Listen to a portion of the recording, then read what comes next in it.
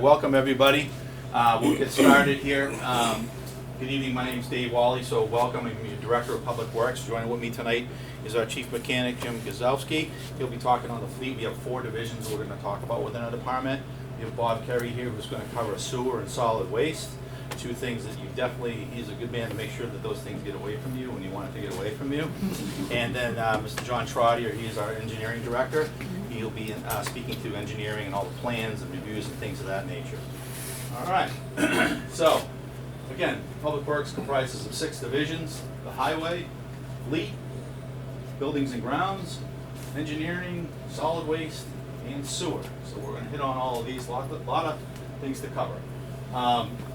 This is what's to come, the way the town manager sees us all kind of forming and running in one uniform department here. There's the divisions across. James Danis is our new Deputy Director of Public Works. He just started Monday. He had a conflict, couldn't be here tonight, but we're anxious to have him here helping us out with a lot of the work that we have going on with asset management and all the road work that you see that we're all talking about, water expansion and whatnot. So there's our divisions across, and essentially highway is our largest division. Obviously we have a foreman there, we have 3 equipment operators, we have 6 truck driver positions. We actually, when I made this, we have now 3 vacancies, but I'll get to that when I cover the winter operations. And then we have 2 temporary employees that we bring in as well to plow for us when they're available. Singularly, you see buildings and grounds. Ricky's got his work cut out for him, handling all the facilities, and then I introduce you to Jim, and he's got a mechanic operator over there that assists him with our fleet. So, highway division, what do we do? All the things that that are fairly obvious. We repair the roads, catch basins, associated drain pipes and swales. What we're most known for, obviously, is snow and ice control. That's kind of where we're, it's pretty obvious. We want us out there when that's going on. We take care of anything that is within our town's right of way, so not state roads. We do have a lot of state roads in town, and sometimes it's a little gray area when people don't understand what's a state road versus a town road, but essentially like Mammoth Road, Rockingham Road, 102, those are all state right-of-ways. But that doesn't mean that if something goes wrong out there, meaning a load of gravel gets dumped out or something, we might go out there and give a little bit of assistance, because sometimes the state DOT are a little bit too far away. So we give a little bit of help where we can. We take care of all street signs in town, so when they're knocked down, as that does happen pretty much year-round, but usually in the wintertime when people slide off the road and what have you. We do have a little bit of gravel roads in town that we do grade, not too much, but we do have to tend to those, and gravel roads are a big maintenance nightmare for obvious reasons. So, but the biggest thing is pavement preservation, filling potholes. Those are probably one of the things that you really obviously drives people nuts when your expensive cars are banging on potholes. And we do the crack sealing. You probably just saw some of us out here on Pillsbury Road a few weeks ago. We just wrapped that up, and we'll be moving over to Litchfield Road if we have time, as we're getting ready for what's on the way. So, we do obviously a lot of roadside brush clearing. We have a new piece of equipment. I'm going to show a couple of things. One that's really helping us out with filling potholes, and then with roadside brush mowing. And line of sight issues, usually when the foliage is really growing out there and you're trying to see getting out of your driveways or trying to see coming out of a side subdivision or what have you. And we do catch basin repairs. Does everybody understand what a catch basin is? What that is? Okay, so the catch basin is actually that metal frame and grate that's on the side of the road where you see water coming down a curb line and drops into the basin. So that's what an actual catch basin is. So that catches all your water, sand, leaves, needles, whatever else might be on the roadway, falls into that. And at the bottom of it, we have what we call as a sump. And that sump is nothing more than just a concrete structure.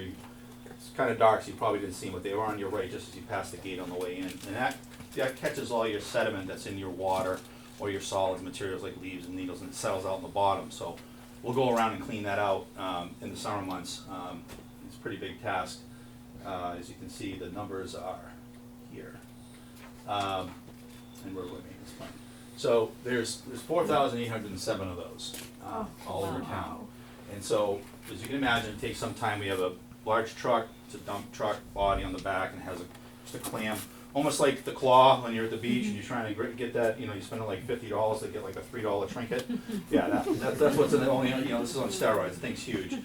So it goes down and it removes those solids, and that keeps it from getting in the pipes and out into the, where they discharge out into wetlands and what have you. So there's a lot of work, obviously, with 373 lane miles of road.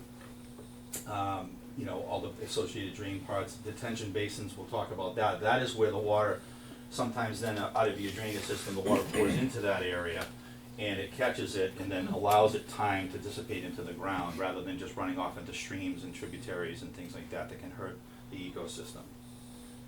All right, so winter maintenance. So we were kidding about this a little bit earlier, right? But here's our mantra right here: red and blue follow yellow. Now, when I first came to Londonderry, a lot of people in the blue team, the red team, they kind of took offense to that. They didn't really quite understand what it was I was saying, but I learned that phrase a long time ago. It's not mine. But what it really does is it just stresses the importance of what public works is. You know, during the budget that just kicked off Saturday, you heard police department come up, talk about their challenges when they're trying to get to places and when they're at minimum staffing. We heard all about the fire department and their response time and how vital it is for them to get there within 8 minutes is really kind of their rule. So what does this do to their response time? Okay, if we're not out there making sure that those roads are clear, then that impacts their response time. So when we say red and blue follow yellow, we don't mean we're leading the way and it's our charge and whatnot. We are only one of 2 states, the state of New Hampshire is only one of 2 states that actually recognizes public works as first responders. We're recognized in the state law as first responder. And that took until, I believe it was 2016, if I remember, 2016, 2013, one of the 2. So it's taken a long time, and we're only one of 2 states to be recognized as that. Don't really get anything for it, just we're recognized as that. It's nice. So we'll be talking about sidewalk winter maintenance, which we do not provide in the town of Londonderry, and it's been a debate. I live in town. I've lived in town since 1999 now, so quite a while. And I know that's been a hot topic here as years have gone on, and obviously with manpower and staffing the way that we are, it is a tough thing to add. But we have a piece of equipment that we can adapt to it if we want to get into it, and I'll show that in a little bit. But here's the statistics for winter plowing. You know, I was talking a little bit earlier about the vacancies we have. We have 3 full-time openings. We have 3 conditional offers out. One gentleman is actually starting on Monday, so that's good. He has 6 years' experience with North Reading Public Works, so that's good. We usually don't have candidates that have experience plowing. They have plowing experience, but not plowing with a wing. Plowing with a wing is tricky. Probably will knock down a few mailboxes now and then, but we'll come out, we'll take care of them the best we can when we get caught up.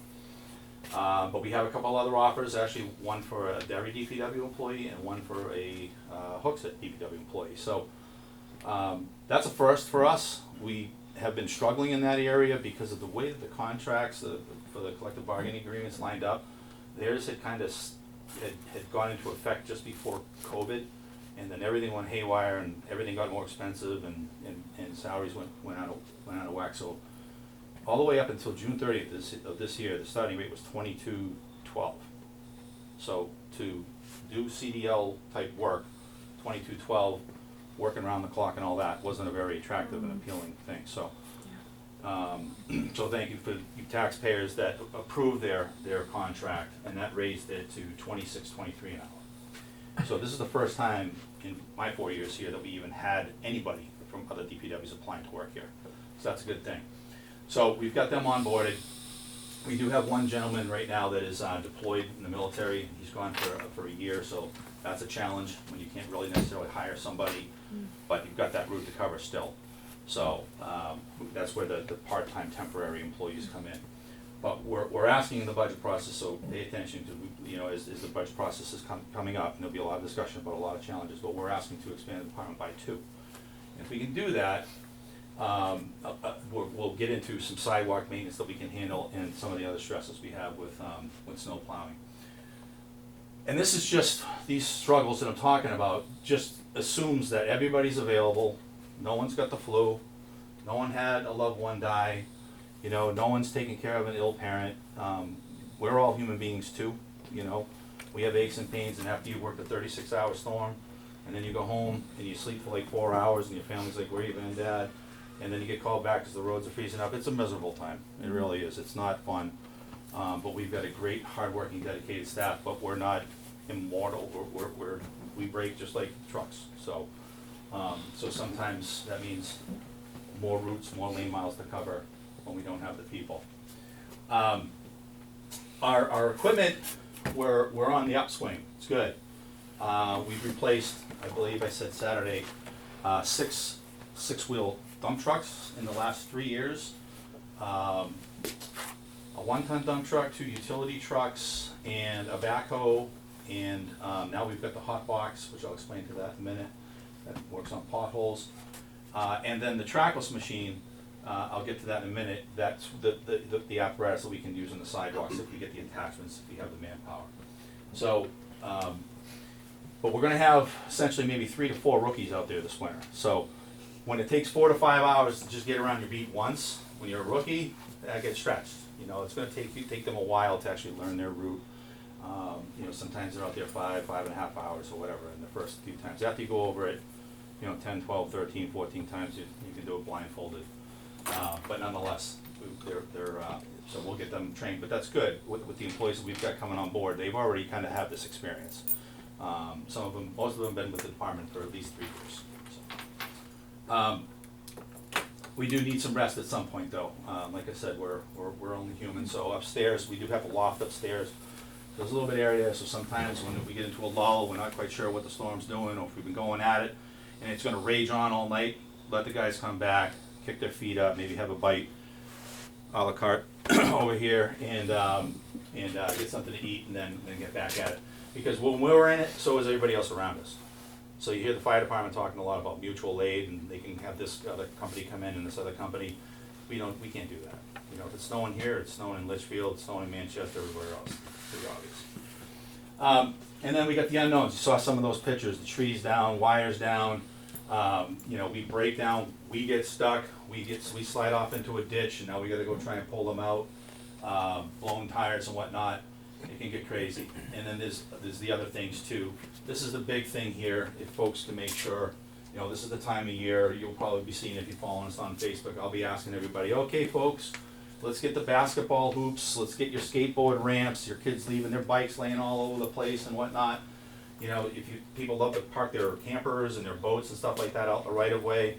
Don't forget, that's where we gotta put the snow. So we ask you kindly to please take all your personal items, take them out of the right of way.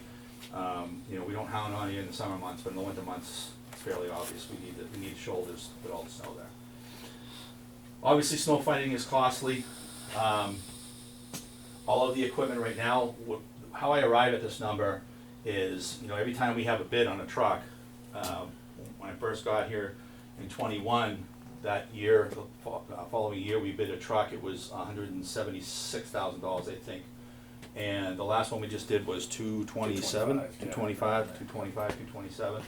So every time we see a truck come in, you know, once those prices are climbing, the replacement costs, if everything was to need to be replaced all at once, there's your cost. So, and all of it's outside. Some of it's undercover, but all of it's outside, and I'll touch on that in a little bit, why that's important, talking about a potential of a new DPW facility, or first DPW facility. So here's an average of what we use for tons of salt and sand, the cost for that. Salt, about 3,800 tons a year, and the cost for that, it went up this year, flattened out a little bit last couple of years, but this year it went up another $3.79 a ton. I'm not quite sure exactly why, but I don't think there's a tariff on salt, but who knows, maybe there is. So we have 13 roads, and so just for salt, so when we go out, we make the decision to go out and salt, that's the cost just for salt. That's not overtime, that's not fuel, that's not the wear and tear on our employees and overtime, cutting edges and things like that. So when everybody is crying for like more salt, you know, can you go out and salt again? It's terrible out there. Well, I mean, not only the cost factor, but the environmental impact. So we have to be very cautious about what we're doing.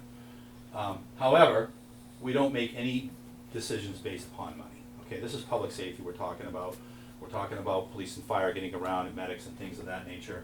So it's a very delicate balance, and sometimes can be a very stressful decision on when we're gonna plow, when we're gonna salt, when, you know, keeping a balance on, you know, employee fatigue and things of that nature. So But we don't sit there and go, well, geez, I don't think we could go salt. I know it's 4:30 and it's gonna be the even commute, but I don't wanna spend another $9,000 on salt. No, that's not at all a decision or a factor. But there are obviously some great advantages to having a good, solid snow plowing emergency, townwide emergency plan. Commerce doesn't get impacted, deliveries are on time, school gets open. My friends over in the school district, they love going to work, so really that's our challenge, to make sure that they get to the schools. Well, my kids are in college now, but boy, that was Dad, don't do such a good job tonight. And he's calling me at 1:30 in the morning, we going to school? I'm like, why are you even still up? Yeah, that's it, you might be going to school, get to bed. But at any rate, they thought they had the inside edge, they did not. And then, obviously a big one, youth sports and a lot going on and everything that makes up a community. But, also medical calls and wellness checks and hospice care and people going back and forth and making sure that, there's a lot of prescriptions that come in the mail and those things gotta get through. This is good now because, like I said, we've got other gentlemen here joining me, so I tend to get a little bit wordy. So tonight, I'm gonna put Jim on the spot, and I'm gonna turn over the fleet division to Jim, and he's gonna walk you through that. Thanks, Jim. So that's the button there. That's one right there. The arrow to the right. Yep. Hey guys, I'm Jim Gazowski. I've been a resident of Londonderry for 35 years now. I've been here for 6. So fleet division is comprised of me and I have a mechanic under me.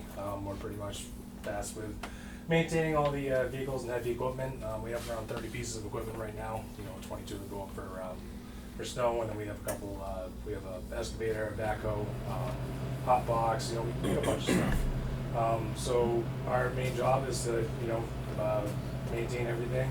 That's everything from brakes and tires to doing the cutting edges on the plows, maintaining the sanders, making sure they're operational and they can spread the salt and sand, oil changes, do everything as far as they're out in the salt and the sand all the time, so they're definitely gonna need they experience rust and rot and need to weld and fabricate and paint and make it so they can prolong their lifespan for as long as possible. We try to get 10 years out of everything, and it starts rusting long before then. So we do everything to make sure that we can keep them on the road for as long as possible. So yeah, like I said, for equipment, we have a wheeled excavator, backhoe, a couple loaders. We have a paving roller. We have a roadside tractor. Vehicles, we have the 6-wheel dump trucks. We have the basin truck, which is the big clam quad truck that Dave was talking about. Some pickups, a utility body, and a passenger van. We have 4 4x4 dump trucks, and we have the trackless machine, which is actually what we use for the roadside mowing now. Luckily, we were able to retire our old Challenger tractor that we had. It was becoming way more work than it was worth, and now we got this new machine. It's great for the roadside mowing, and also, like you said, we can use it for on the line for a bunch of different things. They have lots of attachments. We can do the sidewalk, snow removal with them. We can do a lot to do with paving and reclaiming a little bit of asphalt and making our patches last longer. And a bunch of different mowers for the side of the road, and also the Superfund site we have over on Auburn Road. And the tow behinds, we have a chipper, air compressor, a couple of trailers, the crack sealer, the hot box, which helps us do a more permanent patch on the roads and just a cold patch all the time. And the Bobcat, which also has the grader box for the gravel roads, and that also has another backup roadside mower as well. And then the other thing we do is all the small engine tools. We have chainsaws, leaf blowers, lawn mowers, weed whackers, all that kind of stuff that we need for maintaining guardrails and everything else we do now. Sight distance, we have pole saws, get taller limbs, everything like that. And we're responsible for maintaining those, make sure they're all working. Great, thanks, Jim. Back over to Dave. All right, so this is the trackless machine we were talking about that we just got in. And I just want to give Jim some big props here because what we did just within the last few months, when we received this machine, our Challenger was this big giant tractor with a real long radial arm, and that's pretty much a singular function that it had. It was a 2008 machine, spent a lot more time down than up. And it got us thinking because this company wasn't allow us to just directly trade it in. They had no interest in a machine like that.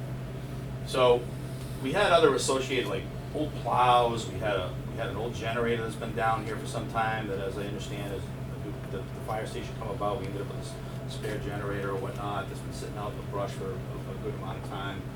And a variety of other, we had an real old roller, another chipper that doesn't even meet any of the safety requirements today. So, long story short, we sent all this stuff up. Jim did a great job pulling it all out of the brush, cataloging it all. We sent it up to the state auction, and was very happy to report and bring a check to the finance director the other day for $44,000 by sending everything up to the state auction, other than just sitting here in the woods and in the brush and whatnot. So, so we brought that to him the other day, and put a smile on the finance director's face. So, but the trackless machine essentially this is the apparatus, okay? Climate controlled cab, which is great, and this is the boom flail mower that reaches off as illustrated here. You can do the brush mowing. But what you can do is you can put on the front of this machine, you can put a snow blower on here, you can put a bee plow on here.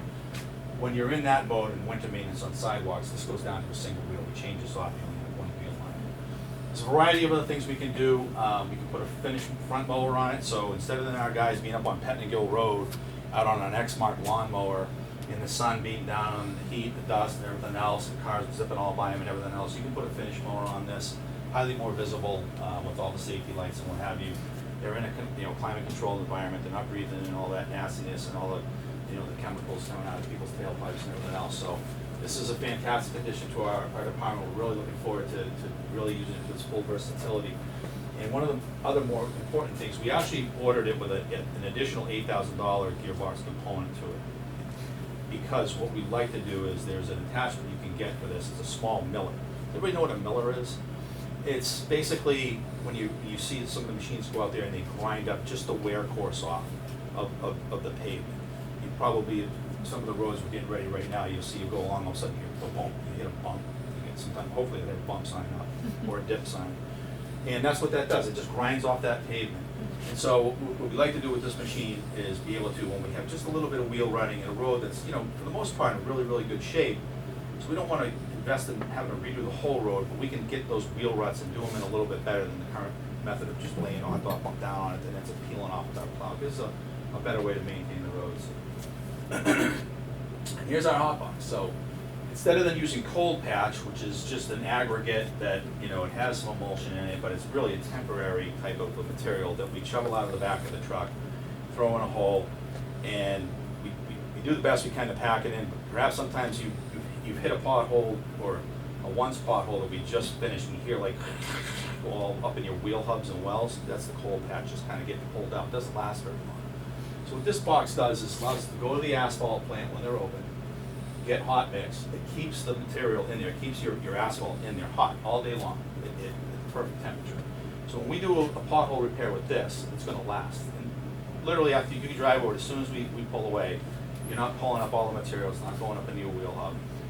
And it's a much better way to patch potholes. So we're excited to have that in our arsenal outfit.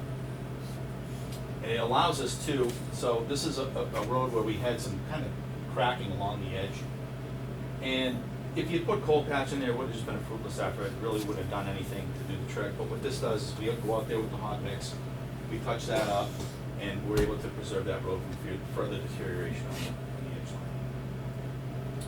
All right, so buildings and grounds. Ricky was smart enough to not be here tonight, so I'm going to have to do this one for him. So I'm going to go right through it real quick. He doesn't deserve any glory.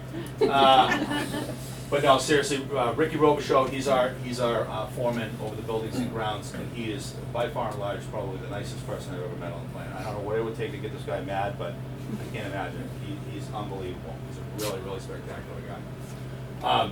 But really what he does is he oversees a lot of all the town facilities, all right? Looking at elevators, having our associated vendors come in, do the inspections and what have you.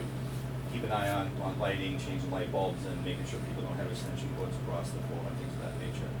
The primary facilities he does is DPW, Town Hall, Senior Center, Access Center, and Alliance Hall. You probably all heard us having a lot of discussions about the Alliance Hall and what the future has, but we're going to keep on track here tonight, and we'll stay with what we're focused on. We do provide a lot of help to the firehouses as well. They don't have their own building maintenance person, so we do actually give them a lot of help. Leach Library used to have somebody, I guess, a long time ago, but they do not, so we actually provide them some assistance as well over there on some of the smaller items. Not so much PD, they have their own in-house maintenance guy, he's great too. But there are some things on the campus of Town Hall and in the library and whatnot where we overlap and will assist in any ways that we can. The more important thing is the maintenance and oversight of the town common, although it is cut by a contractor and whatnot, but you can't believe the amount of things that go on down the town common that we gotta tend to, is that nice stone wall that you see when you're sitting there and you look at the bandstand and mom and dad are really enjoying the concert, having a great time, and what do kids love to do? Go off and there's a rock wall. Oh, what's fun to do on a rock wall? Knock the rocks off, right? And so, somebody's gotta go pick all the rocks back up and tend to it. So it's a lot of little things like that. There's a doggy bag station down there that runs out of doggy bags, and that's usually a big crisis for to get down there and refill that. I could go on and on, but I won't. But the real, sensitive thing is all the cemeteries that we oversee, and we're very involved with planning interments, doing the burials. We have a sexton, Bo Butler. Essentially what he provides to us really is just the free service. He digs the holes. He does a very good job at making sure they're very presentable when we're going to bury and urn. But we will then do the interment service. We'll be there and perform the actual burial and what have you, and interact with the family. Again, this is another big topic, but essentially, so here's a picture I took a couple of years back. And so where you all just parked right now is all over in this area. And this was all dirt and whatnot up until 2 weeks ago. And we're going into winter, and this area was really horrible for our employees. They work these long hours and what have you, and I know we're talking about eventually getting to here, all right? But I just couldn't go through another winter. These guys work long hours. We've seen guys slip and fall in the parking lot, going to the truck after a long night. Sometimes, I was even told the story, somebody fell right in the parking lot on the way in, and it was a real slush of water all over the ground. Now you're soaked. There's no way to start your shift, and so we just felt, we didn't get crazy out here with the pavement. You all found a nice parking spot and everything. When we ran this a couple of years ago, it was chaos. It was pitch black. People didn't know where to park. They're kind of driving around aimlessly, like, where do we go? And so we're trying to make it at least a little bit more user-friendly out there. And we think it came out great. Our guys did the painting, we did the grading and whatnot, and Content did a great job paving it. But at any rate, this is kind of where we're working toward. Today, the working group, the DPW working group, actually went up to Rochester, New Hampshire, and we toured their facility. Very impressive facility. A lot more than we need here. They got 66 employees, a sewer division, water division. Their buildings and grounds division is bigger than I think our whole department. But nonetheless, it gave us kind of the ideas and the importances of things. But this is kind of what we're heading on. I don't want to spend too much time on it, but you'll be hearing more of this as time goes on. What we're really trying to do here is have a better working garage for Jim and Fleet, and this whole back garage puts all our equipment under cover and gets it out of the weather. Like I said earlier in the slide, we have over $5.5 million worth of your tax dollars invested in equipment here, and it's sitting outside. I don't think you go and buy a $5,000 lawnmower and just leave it out in your yard, call it a day, all year round. So there's a long-term offsetting savings there by having your equipment inside, and more importantly, us having the ability to wash it. If you see what these trucks go through in the winter, and the amount of salt, you see it on your own cars, right? Mm-hmm. And you get the salt spray and mist all over your cars, it drives you nuts, you probably go to the car wash, right? We're lucky if we wash our trucks once during the winter, once. That needs to change, especially with the cost escalating on this equipment. All right? You don't have a wash bay? We do not. In fact, if we have time, again, I have a tendency to be long-winded, but if we have time, I would like to take you over to our garage across the parking lot that was built in 1970. I know that year because it's the year I was born. So, but that's where Jim works, and it's pretty incredible when he's working at one end of the building, and we're trying to wash a truck on the floor, and I'll save it for when we're over there. But this is just basically, we have Weston and Sampson, they've who we brought on as our consultant group to study this building. We've had all of the staff involved in talking about what components would you like to see. And this has been a couple of year-long effort so far, but we're getting closer now with the working group. We kind of put it on the back burner for a little while we were waiting for the shuffle to happen at the top with town managers and what have you. But our town manager now, Sean Mulholland, is also very passionate about this project as well. All right, so There's the cemeteries, talked about that a little bit. Most of them are all, retired or historic in nature. We have 3 active ones. One of them is Pillsbury Cemetery, which is up on Hovey Road.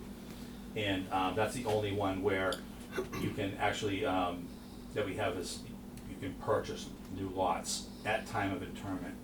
So I'll talk a little bit about that. These are some of the amount of interments that we had. And the fee schedule was updated because they hadn't done that in close to 20 years. So I talked and worked with the trustees and said, you really need to start taking a look at this, because there's a reason why we're selling lots like crazy, because we had pre-sales here. And it's no wonder if you take a look, and when they actually did the work and went and looked at what other communities are charging, they were like, wow. So they were ready to like almost triple rates. I kind of pumped the brakes on there a little bit. I said, now let's be incremental about this. And so they did a good job at finding a happy median on where we needed to be. And so they did that. And then, but the biggest decision was really the end of pre-sales. I was quite shocked to find out that we still had pre-sales going on here, especially where we're running out of land.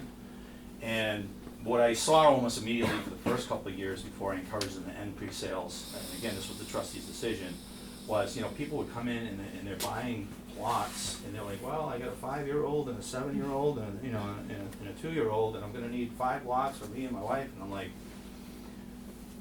do you really think, the 5-year-old is gonna come back and be buried with mom and dad, like, 60-70 years from now? In a lot of our cemeteries, we have a lot of unused land because of that. And families today, they travel, they move away, they get divorced, people die, whatever. It's sad, and I could go on a long time about cemeteries. There's a lot to it, but the importance of the ending of pre-sales is really, if they didn't take that decision to do that, we'd already have to be up there building the next expansion. There's no doubt about it. It slowed it down. We didn't get really a whole lot of blowback about it. People would call, we would tell them that we've ended it, and they've been pretty understanding so far. There's been a couple of challenges. One of them with a gentleman with his wife who just recently passed 2 weeks ago. She had glioblastoma, which a good friend of mine has. So that's a terrible form of brain cancer, but we worked through it. So Are there cemeteries other than those, like, that are That's it. private? the only other cemetery in town is run by the Holy Cross Cemetery. Yeah, that's the Yeah, one, and I live but- near, and I didn't see it up there. Yeah, so- no, yeah, that's not us. That's run by Church out of Derry, I believe. But yeah, that's the Holy Cross, so that's private. And they don't do pre-sales there either. So, and then all of the other things that you just don't you hear about, but you don't really realize that Public Works actually does have a finger in a lot of things. So Old Home Day celebration, obviously setting up the detours and things of that, and all that comes with it. A lot of work going on down the common in preparation for that. Concerts on the common, the town forest, trees come down out there that are a little bit too much for volunteers to handle. We do a lot of work out there and assist them. Christmas on the common is coming up, so we do a lot. We'll put the manger out there on the common. We actually, so Shady Hill will bring over the trees and things and put them up on the stage and make it look pretty. We actually store the gingerbread house down here that maybe you've seen down there. The families come and take pictures. We store that here, so we'll bring that down and set that all up. That's Ricky Robichaux, the buildings and grounds guy. He'll take care of that. He actually built that. It's pretty impressive, and he did it on his own time with his own wood in his own shop, and he did a really nice job. So him and for those of you who know Katie Sullivan, that was kind of their little project that they spearheaded. Voting polls, all the things that are at town hall, all the machines and ballots and all that stuff that's stored in the vault. Well, it's got to get from town hall. It's got to get over to the high school, and then all of it's got to get back. So we're involved in that. We're the supplemental workforce to the drop-off center, and Bob's going to be talking about that down there, so I won't steal his thunder. But we do a lot of work down there to assist with the operation of that. The senior banner is a very popular item you probably have seen out on the poles up and down Mammoth Road. We were very heavily involved with that in the beginning. Once I knew that they were going to do that forever, I'm like, all right, we helped out during COVID, but we got other things to do, so we got to figure this out. And so I thought I had them beat because I said, well, the way you're doing it, you're using these little brackets from Home Depot, and the wind blows, and they're getting all banged up, and then you call us to go back out there and fix it. I said, they make they make professional, you know, brackets and whatnot for the poles. And I said, oh, well, give us a price. So I thought I had them beat, because it was $20,000 for all the hardware that holds those up. Now, don't Might be a worry, fundraiser. your tax dollars didn't pay for it. There's a very, very, very generous person in town, and I don't know who it is, that said, no problem, do it, go. And they still contribute a considerable amount of money to that senior project. It's just something that they're just very passionate about, and so it's a good thing. So Katie's always pounding on me about that. But I said, look, we can't have our guys into this. So now what they do is you've probably seen, we go out, we have volunteers that come in and bring in the bucket trucks and whatnot. But so to some degree, we've really gotten out of it. But we store all those poles down here, and they're all in Ricky's workshop over there. And we got to bring them out there and kind of get the crews up and going, and we got to give them the layout where they're going to start. But again, so it's time consuming, but we're happy to help. It's always nice to see though. It is nice. It's a very popular thing, and it's clearly now not going away. Katie. So you see, we had to put the flags up the other day because Veterans Day is coming. The wind absolutely pummeled them, unfortunately, over the last couple of days. So we got to go out there and then redress them and put them up, and put them up, put them down, 4th of July and whatnot. So that's something that we do. And then a lot of minor facility renovations at Town Hall with some painting and whatnot, and keep the building closed. And we'll help out the trailways. You know, they've got trees that come down out there. We actually, so that trackless machine that we were talking about earlier, that will go out there at least once, sometimes twice a year. We mow the shoulders on the rail trail as well. We help out certainly down anytime Laffa calls West Road. Happy to help where we can. We actually went over in demo. They had 2 very unsafe dugouts, concrete dugouts that were about to kind of fall in, and we went over and at least did the tear out. We're real good at that. We can rip stuff out of the ground and whatnot. And then Bob Slater, to his credit, he volunteered in doing the concrete work for the town and keeping taxes down too. So, but we get involved in it. All right. So again, I'm being long-winded. So I'm going to bring up John Trotter. He's going to talk about all of his work in engineering. And just to his credit, I want to point out too. This is a pretty compact slide, but the amount of hours that go into some of the things he's going to talk about can go on for weeks, months, years. You know, I think his kids went through high school and graduated. Some of these projects still aren't going on. Married, children. So, all right, okay. So I'm going to let John go right ahead. Good afternoon, good evening. My name is John Trotter. I'm the Director of Engineering and Environmental Services for the town of Londonderry. I've been employed by the town of Londonderry 24 years, been here 24. I've seen a lot of development happen in town, and it's still coming.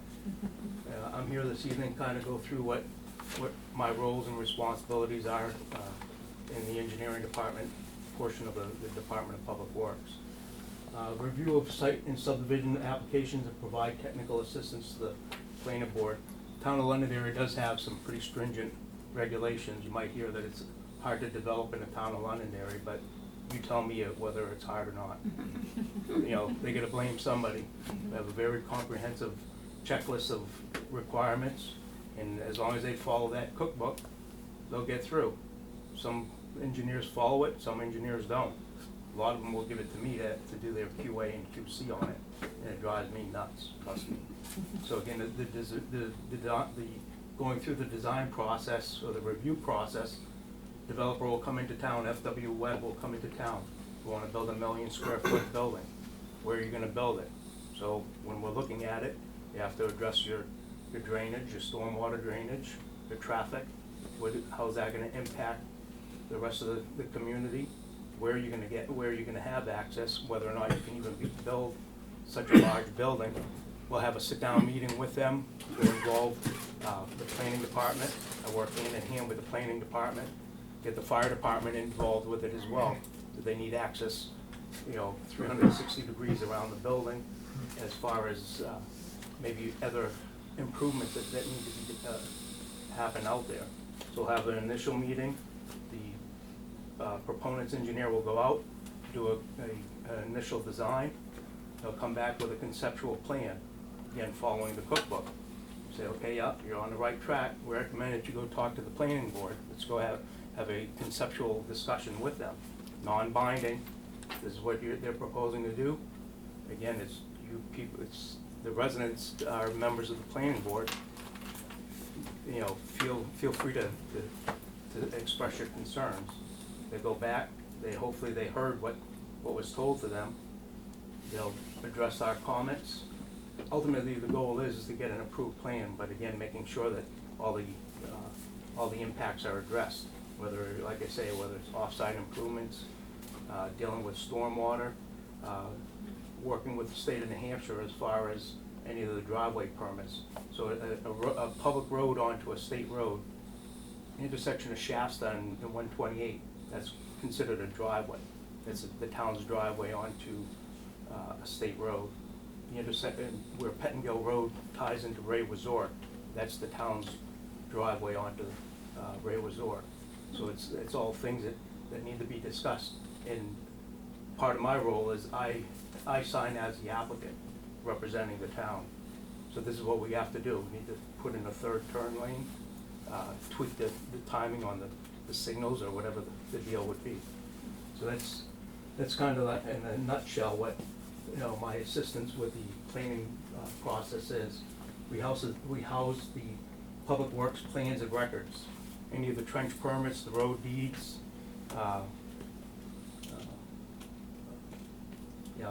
trench permits, road deeds. That's pretty much what we house, and also the plans themselves of the roads. We review and issue trench permits, conduct work within the town's right-of-way. Dave says we have 192 miles of road, so again, the road is constructed within the town's right-of-way. Town at typical 50-foot right-of-way, 24-foot wide road. Half of 50 is 25, half of 24 is 12. 12 from 25 is 13, so off the edge of pavement, the 13 feet, that's in the town's right-of-way. So whether it's Eversource, Conpel, Eversource, Liberty Utilities, the gas provider, anything that they're doing within the town's right-of-way, they need to, I need to issue them a permit. So again, what are you doing give me a plan. What is your traffic control plan? I need a financial guarantee from them. That way if they mess something up, I'll say, either you go back out there and fix it, or I'm gonna take your money, we'll fix it, and you're done working. It's pretty effective. Yeah, we're really, not to interrupt you, but we're really talking about two different things, Yeah, right? I understand So, that. so we're talking about, you know, can you engineer a road to make people drive slower? No, my It's not thing gonna was, happen. why approve both sites? How were those both sites, considering the amount of traffic that's going to be coming out of the 96 Yep. townhouses, and I don't know how many apartments or whatever those other structures are, and all of that congestion coming onto the road that's already congested? Yep. How did that get approved? Yeah. Well, I understand you approved Yeah. it, but why? I think maybe we need to move on. Yeah, But yeah. I was at the public hearings with all that discussion and debate, Yeah. so And it was talked about. yeah, and I understand, that, you know, there's a lot of those comments that happen, and sometimes you can over-engineer a thing, and then people are going faster, because the roads are bigger, they're wider, they're smoother, and now you have, you know, accidents that happen that are more catastrophic, because cars are going at an even higher rate of speed. So there's traffic calming measures, that, we could go on all night about that, so but I understand what your concern is and what you're driving at. And John, this is the types of stuff that he's been dealing with, you know, his entire career, But if the buck stops at Yeah. him, why? Well, no, it's the planning board. There's Yeah. 96 It's a process. units in that Yeah. new place over there. Yeah. I'm pretty sure all 96 people Yeah, Are not gonna aren't leave leaving at the same time. yeah. But there's the other construction across on the Yeah, other but you're side. talking Yeah. about the This can be construction. handled on a The construction one-on-one will be basis done. Yeah. at another Yeah, time. we Let's can- keep to the We'll agenda. move forward, yep, good. Okay, last thing I just wanna touch upon, implementation of the stormwater permit. Dave, I'll take that Yep. one next. Yep. Yeah, so again, our stormwater again, the rains, water hits the ground, that's stormwater. Whether it's rainwater, snow melt, that's stormwater. So back in 1972, the US EPA had started the Clean Water Act. They concentrated a lot on wastewater treatment facilities. After they had upgraded all those wastewater treatment facilities, they got into stormwater. So now I've been dealing with stormwater now for a number of years here in the town of Londonderry. Those are the 6 bullets that I need to keep up with. Again, public education, public involvement, illicit discharge detection and elimination. That's if somebody's discharging something into our stormwater system that they shouldn't be. Construction stormwater runoff controls, post-construction stormwater management. So again, some of these bigger developments, again, the Hannafords, the Home Depots, they have detention ponds out there. We need to enforce that they maintain those. They can't just out of sight, out of mind. Nowadays, there's a lot of developments or people are proposing stormwater to be handled beneath the pavement. Personally, I don't like it because it's out of sight, out of mind. Again, they're selling 2x4s. They could care less what's happening with the stormwater. Meanwhile, you're down gradient, you're getting more water. So, you know, and then it's awfully hard for me to argue with them, saying that, you know, it's wrong. Pollution prevention, good housekeeping for municipal operations, as Dave and Jim had talked about the clamshell. Again, we're required to clean those catch basins every year. Again, they found some odd things in there, bags of shit. No, Bags of dog. Yeah, bags of dog shit. Big one. Right, that's Big one. the biggest. You wouldn't believe Yeah. it, how many people just drop their dog waste right down the basins. We need to do, Oh, yeah, oh. we need to do, Yeah. we need to do testing on that stormwater, again, so if we get a hit of fecal coliform, it's either dog shit or a bird, you know, a fowl, a duck, or whatever it is, so, Don't they know about E. coli? some people don't. That or the other big thing is paint. Please don't Yeah. pour your paint. You know, we have a household hazardous waste day, Bob's gonna talk about that. But, you know, cleaning solvents and things like that, please don't dump that down the drainage. So, I think that's it, Dave. Yeah, Or great. The company, we have the picture of the basins later. Yeah, I'll show that a little bit Yeah. later on, but this is what I was talking about earlier, is, you know, these here, this is what we call a catch basin, so that's the water, that's that street level that goes in and then goes down into a sump and whatnot, but this is, you know, more importantly, where it leads to is to your ecosystems and wildlife and stuff like that. But just to back up for 1 minute, just to talk about this too, and as I was standing here listening to John talk, so anybody here a Woodmont? Alright, let's not get into that. Alright, I remember, again, I've been in town since '99, and I remember then when they started talking about that, and I wanna say that, my son's 21, and I think they were talking about that before he was born, right? And that, and we're Portions still, of it. so he's still, and he's been here 24 years, so he's been here since that started. Before they even put a bucket in the ground, I think it was a few years, right? Oh, yeah. Went back and forth, and there was big meetings about that and everything. So that's how long, when I was joking earlier, that's how long that he can be involved with plans and revisions, and boards come and go, and planning boards come and go, and councils come and go, and whatnot, town managers come and go. And everybody's got a different view as time goes on about what should go on Woodmont, right? And we hear it all the time, right? It's certainly different from what we remember, those of us that are even been here then. And there's new people that have been in town for 15 years, and they want it, or they want it more than what it is, or whatever, and then so there's that rift between, you know, people that have been here 48 years and all that other jazz, so he ends up in the middle of those throws, for lack of a better term, so, and he does a good job at it, so. Okay. And townwide water, obviously that's a big thing. We had a big meeting the other day with Pennachuck and Next Projects, and obviously we have one going on out here. But that's probably a whole nother evening itself. But the stormwater is a big one. That's a big monumental task too that we take care of. Oh, I knew I should have plugged this in.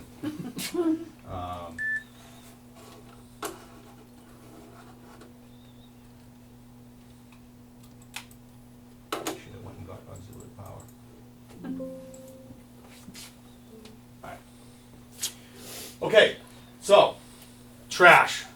Everybody loves talking about trash, right? Alright, Bob, you're up. Actually, if it's okay with you, Yeah. I'd like to skip ahead of this. to Okay, the sewer first, sure. Okay, ready? We can do that. Securities there? Sure. Okay, yeah. There we go, There you go. and sewer. Everybody get all that? So, So good. John was talking about, oh, we're on camera. We're talking about doggy stuff? Alright, we're gonna talk about the real stuff. Alright, here we go. Alright. Yeah, we are, really. Yeah. We switched it. Sewer, so. sure. All right.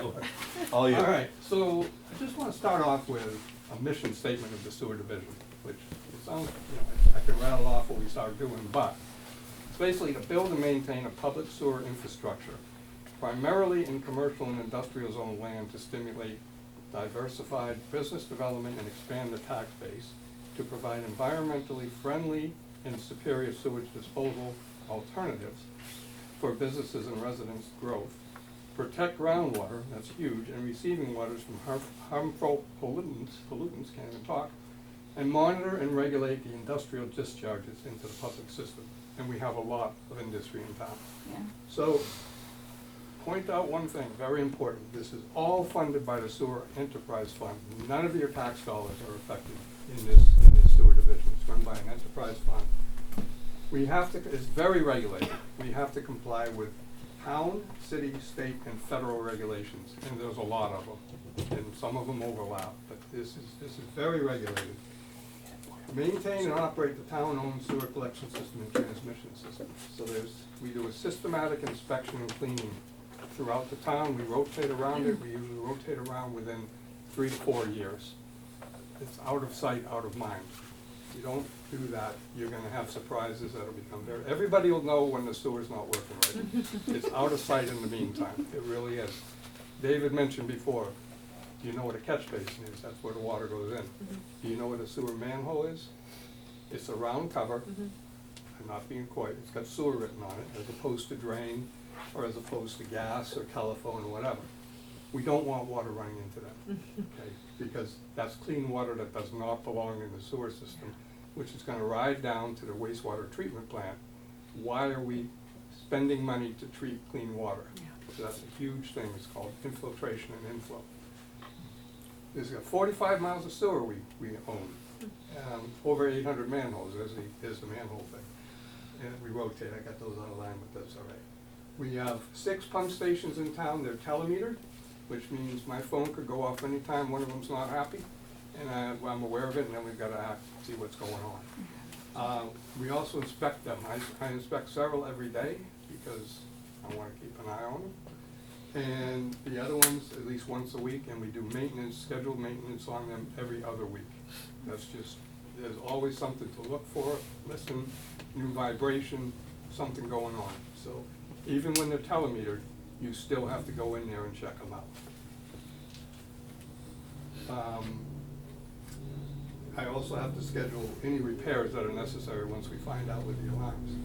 If you have to put that system in the ground today, it would cost us over $60 million to put that entire system in. So that's the asset. I have the privilege of being on call 24/7 as the environmental engineer. Can we advance one? Can we advance one, or just? Yep. Does it get pumped to Derry? There's about 10% of our sewer goes to Derry. That's the part that's down on 102. Yep. The rest of it goes to Manchester. Oh, okay, like near the river and Yeah, Brown Ave? it goes over, exactly. Brown Ave, yes, sir. What is the sewer enterprise fund? Like, where does the money come from? Good question. It comes from ratepayers. We have sewer bills for all the users. Plus it comes from sewer access fees, which we charge new development to come on. They pay a fee to have the capacity to go ahead and use the system. So that's basically where it comes from. And it does a good job of, we are able to do a lot of work with that. Coordinate construction and replacement of new town sewer and construction. That's something that is ongoing with us. And recently completed was the Plaza 28 pump station that's up where Mammoth Road and Rockingham Road meet in. That was done back in 19, and we had to do a complete, with the force main is the pressure pipe where the pump station pushes it out to a point where it then flows gravity again by gravity down in. We also completed a section of the South Londonderry interceptor. That was an area down near, behind Shaw's, that area in there. Also, we completed our wastewater facility plan update. That's our guideline to keep in mind what we need to do for the next 10 years or so. So that was completed. We're preparing for the upcoming Pillsbury Road pump station. That's gonna be over on Pillsbury Road. That's basically ready to go. Right now, the review is being held up by, ready, the shutdown. Okay, the agency has got to do one more check. I don't know, I guess they're furloughed or something right now. And then we schedule and prepare and coordinate repairs as necessary. Things happen. All of a sudden, we find there's a pipe that's not working the way it should. There's a manhole that's been damaged, things like that. I administer and enforce the industrial pretreatment program. I touched on that. It's required to protect the sewers and the wastewater treatment facilities from any damage. Certain chemicals would eat up the sewer lines and the manholes, actually cause deterioration. Certain other chemicals may cause failures with the treatment plant system itself, all bad things. So there's 75 industrial sewer accounts that we require permitting and periodic inspection. That varies depending on the facility, usually the size of it. We'll be here either half year or every year. As I said, the larger facilities will require basically flow monitoring, flow sampling, and they have to report sometimes monthly on what their activities are, what flows they're putting in, et cetera. We have actually one of the largest programs, industrial pretreatment program in New Hampshire, based on the flow that we're responsible for handling. One of them is Granite Ridge Energy, which can sometimes put out close to 600,000 gallons a day. Wow. Sit to me. Would you give it to me? You're all set. Thank you, sir. Another one I'm basically keeps me quite busy is implementing the sewer ordinances, sewer use permitting requirements, and the intermunicipal sewer agreements. You mentioned before, we've got agreements with 2 towns. We've got an agreement with Derry, and we also have an agreement with Manchester. Those need to be reviewed periodically as changes occur, and there's a schedule to do that. We also support Beautify Londonderry and other litter cleanup activities. Again, it is these gentlemen that'll go out after fact and pick up the bags that the volunteers have left out there. Thank you, Dave. Yeah. I'm going to talk a little bit about the curbside trash and recycling. It's the most visible stop in town. Basically, stops are made at every residence once a week, every week, and twice, 2 stops on the second week. Once a week for the recycling always, for the trash always, and then every other week for the recycling. We've got over 9,000 each of those carts out there for the recycling of the trash. That's 18,000 carts that are out there that we have to manage and maintain. So it's about 13,500 pickups every week occur in there. It takes 3 trucks to run 5 daily routes. It takes all Monday through Friday, 3 trucks just to get that recycling and that trash up. There's another truck that runs through town, and this is all through Waste Management, our contract. There's another truck that runs through town to handle the dumpsters, because as you can see up there, we have 165 dumpsters and carts in the municipal buildings and the schools, and the condos and the apartment complexes have another 145 dumpsters and carts. So they're busy. In addition, there's another truck that runs through town that handles deliveries and maintenance of the carts as they do that. So it's a huge contract, is what we're trying. It's a huge scope of services. And people say, my God, it's $3 million.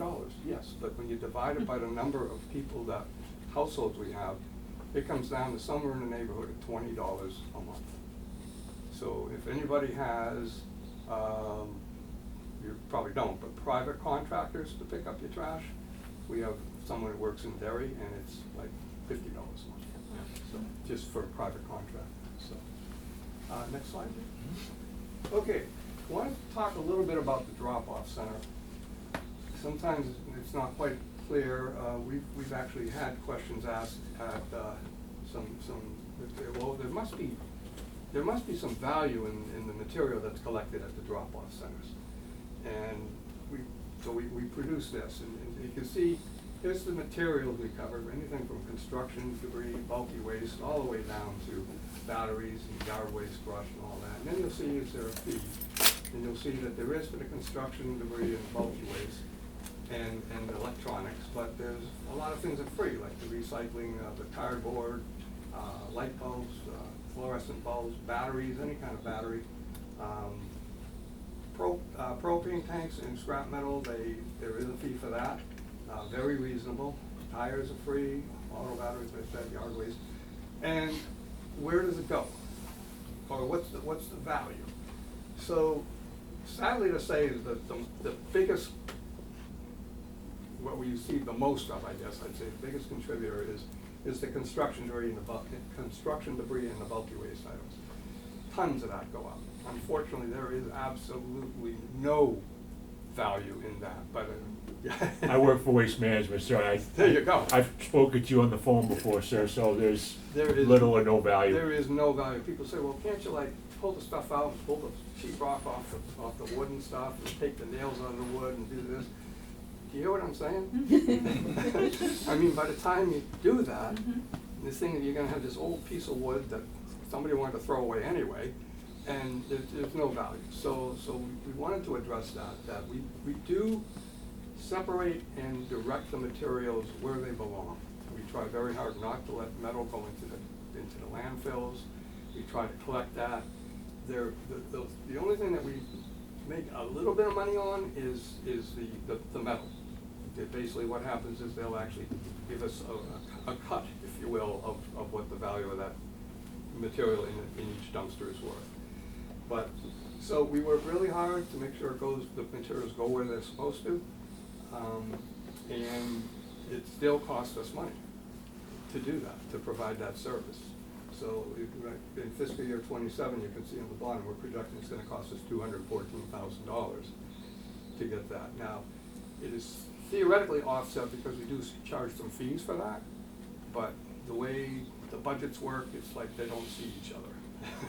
Yeah, Bob, can you just talk a little bit about that balancing act, about the importance Oh, of yeah, thanks, Dave. setting a good fee and not getting out of control with that? Because people always want to look at us and say, well, why can't you just make it completely offsetting? Why can't it just be zero cost and Here's let the whoever's problem. using it? No, So, thanks, Dave, that's a you're welcome. good point. So what happens is, we look at this and we don't wanna we don't wanna make the price so expensive that the alternative becomes appealing, which is to throw it out on the side of the road.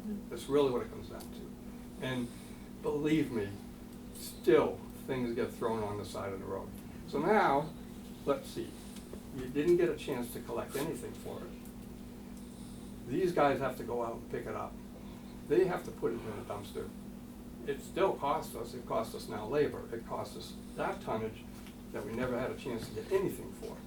So we try to hit that happy medium where it's a reasonable price that people, okay, it's fair. But if, like I said, if we go too high, you're gonna see it on the sides of the road again, so, thanks for bringing that up. Yeah, we pick up mattresses all the time, air conditioners, TVs, dumped in cul-de-sacs and things like that, thrown on the I side like of the the road. TV out there on the road with a free on it. All the And it things, just rained, so. they're all the things that cost money to get rid of. Yeah. Exactly. The ACs cost money to get rid of, TVs cost money to get rid of. Right. Massachusetts has a waste ban on mattresses, so some of the mattresses you're seeing, they're probably coming up from Massachusetts.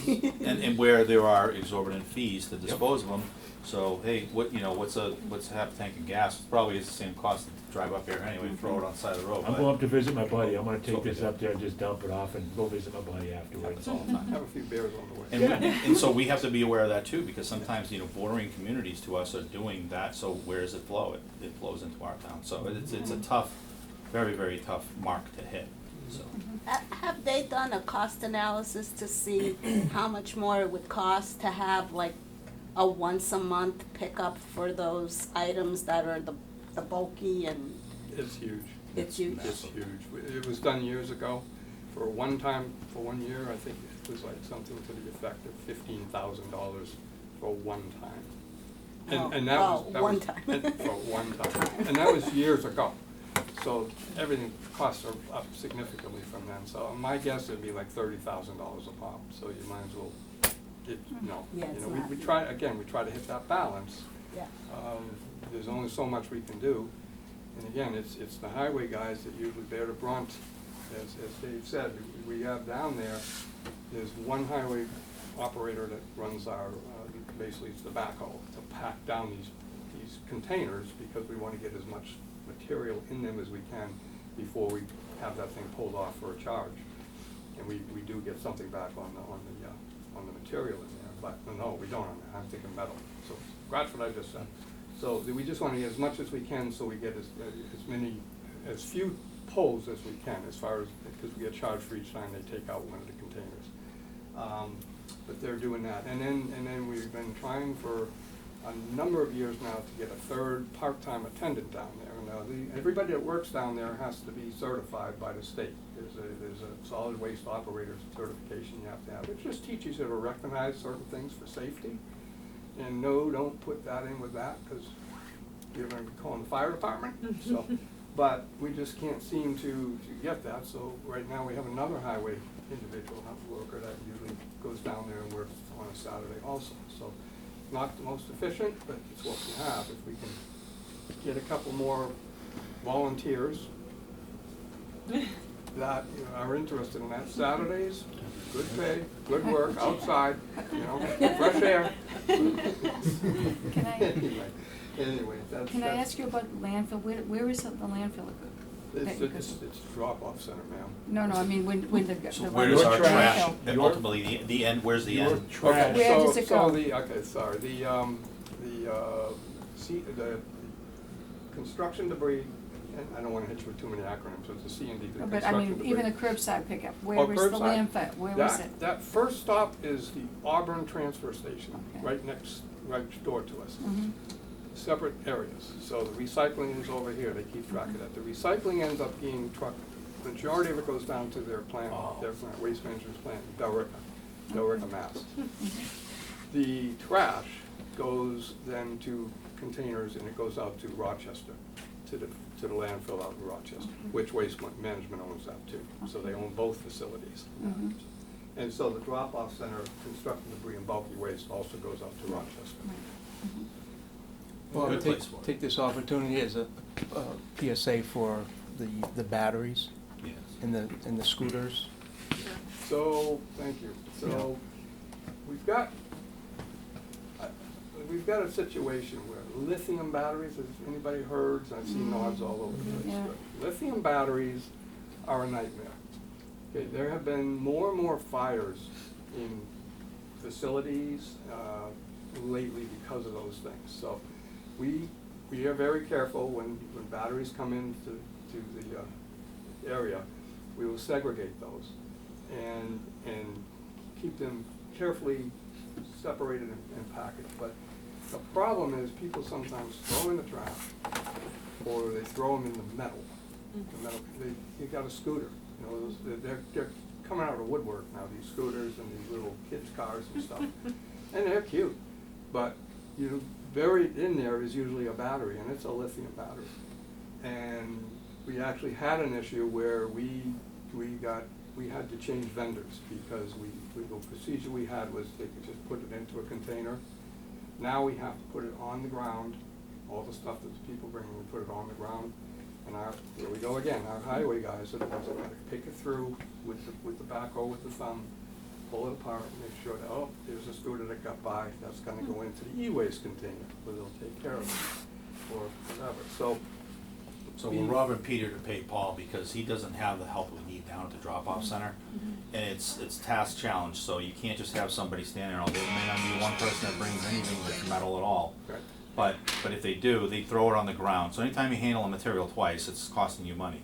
So they're throwing it on the ground, and then on Mondays, we'll send a guy down there with an operator and spend a few hours sorting through it all and loading it or putting it in the right spot. So it's a tough part of the business. It's the old mantra, we used to deal with it in recycling too. And a non-supervised container will get contaminated. It's just a matter of fact. It may be innocent, you threw the hot dog in with the cans, not good, right? That was, I wish we only had that problem now. But now it's like, the metal, the scooters in there. So we've had weed whackers still full with gasoline being tossed in. And the problem was the attendants are elsewhere. Next, the other guy comes by and he crunches it down a little bit, doesn't see it, and then there's more material on top. We have no chance of knowing if that was in there. The people at the other end did, so that's the problem. So the best way was to assure that it was monitored, was to put it on the ground so that it wouldn't be hidden in one of those containers. I guess the moral of the story, if you're a user of the drop-off center, just be cognizant of it, and if you know other people, Yeah. share the the Do the misery that we're responsible thing. dealing with. And if you're not sure, just tell the attendants, you know, but anything that has a remote possibility to have a battery in it, do not put it in the trash, even in the household. Now, there's another thing, any rechargeable battery, we want you to recycle it. You can bring it to town hall, you can bring it down to the drop-off center, we'll take care of it. If you're not sure, give it to us anyway, we'll figure it out. So rechargeables, any of these lithium ion, any power tool these days, electric toothbrushes, can't get it out, it's okay, give us the unit. Anything that's rechargeable, that you think about it now, it's just about everything. It's gonna have a battery in there somewhere. We'll take it. Anybody, what I forget? What- Yeah, I'll just, thank you, Bob, I appreciate it, good You're job. all right. And one other thing, he really is, you know, the licensing and the levels that he needs to have for sewer and whatnot, we didn't really touch on that, but the certifications, the CCE stuff that he has to do every year, in order to maintain the things that he deals with, it's just not, this is a big shoes to fill right here, besides to hang it up, so, I'm not just saying that, seriously, that's a unicorn right there, if you ever try to see one, he's right there. So just, I'll be very, very quickly, but this is, just illustrations of things we were talking about before, so this is a detention basin as opposed to a catch basin, all right? And these are the areas that John was talking about that needs maintenance, we own these, this happens to be a private one, I think this is the one down behind Hannaford's, right? Yeah. Yeah. Obviously, winter's coming, that's the appropriate place where we want you putting your cards, please. If you're that, you know, during when we're plowing, please, don't put it out here. Because what happens, you know, our guys, it's been up 30 hours, he's gotta swerve around that. And then eventually you're gonna bring him in, and then you're gonna call and say, they never plowed my road, you did a hell of a job. And well, that's because of that, so work with us. And this is just a great illustration, right? This puts us together on the same street right here, okay? So when, this is the things that John looks at when he's looking at subdivisions. Now, this happens to be a private, right? This is gonna be a private, so, these are some of the concerns that when we're looking at, when private subdivisions come in and say, oh, it's not gonna be a town road, so we don't have to build it to the width and to the standards that the town specs. And, you know, our fear is someday, you know, what if the town decides, you know, or this HOA goes up, or goes under, or whichever way you wanna call it. And now they're out there saying, hey, I'm a taxpayer and I want the town to take it over. Well, why would we wanna take that over? I mean, this is a serious problem, okay? So you see the size of our equipment, and the next illustration I think really shows it, okay? So these are, you know, future challenges. This is why at times John is really pushing. And not to mention, you know, the fire apparatus that's gotta come through here and other things in nature like that. So when subdivisions wanna come in, they wanna keep costs down, and they wanna, where are they gonna do it? They wanna do it in gravel, they wanna do it in pavement, you know, shrink the size of the road down. And these are some things that we consider, and the engineers especially, you know, John's looking out for the best interests of the town when he's like, well, okay, you wanna do it, but, you know, make sure you understand you're gonna own it forever, you know? And that's where the pressures come on the town council down the line when they have taxpayers yelling at them that, hey, we want the town to plow our road, or we want the town to come get our trash, okay? So,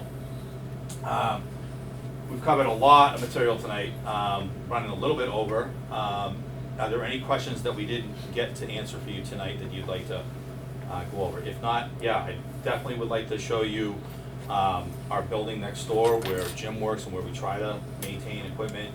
And just, I won't take you around the property, as you can see, it's a little dark down here.